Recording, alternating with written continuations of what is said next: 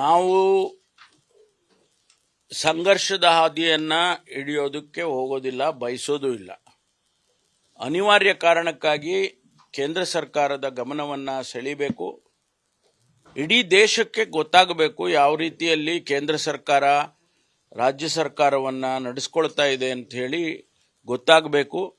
ಮತ್ತು ನಮಗೆ ಅಧಿಕೃತವಾಗಿ ನಮ್ಮ ಹಕ್ಕು ಇದು, ಇಟ್ ಈಸ್ ಅವರ್ ರೈಟ್. ಅದನ್ನು ನಾವು ಹೇಳೋದಕ್ಕೆ, ರಿಜಿಸ್ಟರ್ ಮಾಡೋದಕ್ಕೆ ನಾವು ಡೆಲ್ಲಿಗೆ ಬಂದಿದ್ದೇವೆ.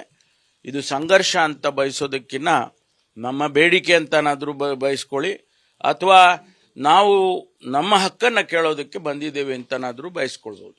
ಸರ್, ಒಂದು ರಾಜ್ಯ ಸರ್ಕಾರ ಕೇಂದ್ರ ಸರ್ಕಾರವನ್ನ ಕನ್ವಿನ್ಸ್ ಮಾಡಬೇಕು. ನೀವು ಕನ್ವಿನ್ಸ್ ಮಾಡೋದ್ರಲ್ಲಿ ಫೇಲ್ಯೂರ್ ಆಗಿ ಪ್ರತಿಭಟನೆ ಅಂತ ಮಾಡಿದ್ರೆ ಕೇಂದ್ರ ಸರ್ಕಾರ ನಿಮ್ಮ ಪ್ರತಿಭಟನೆಗೆ ಸೊಪ್ಪಾಕುತ್ತಾ?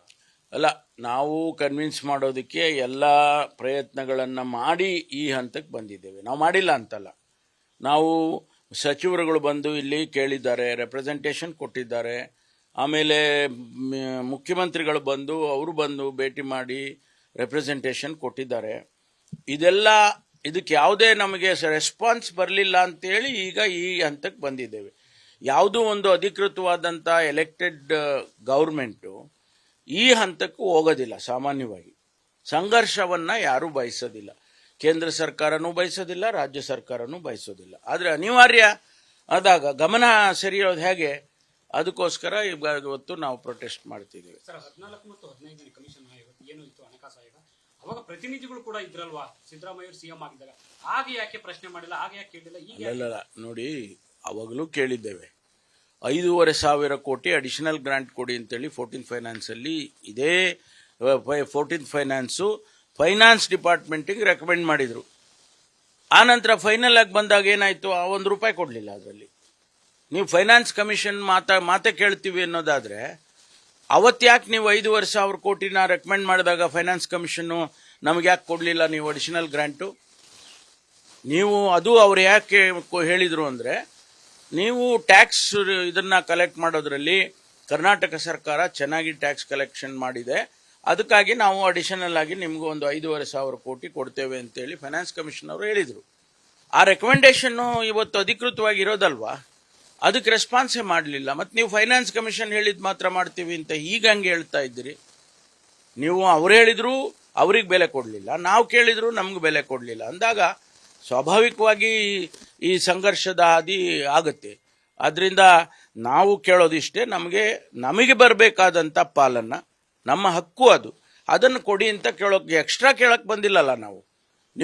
ನಾವು ಒಂದು 10,000 ಕೋಟಿ ನಮಗೆ ಕರ್ನಾಟಕಕ್ಕೆ ಜಾಸ್ತಿ ಕೊಡಿ ಅಂತ ಕೇಳೋದಿಲ್ಲ, ಅದು ಆಮೇಲೆ ಕೇಳೋಣ. ಫಸ್ಟ್ ಕೊಡೋದು ನಮ್ಮ ಹಕ್ಕನ್ನು ನಮ್ಗೆ ಕೊಟ್ರೆ ಸಾಕು.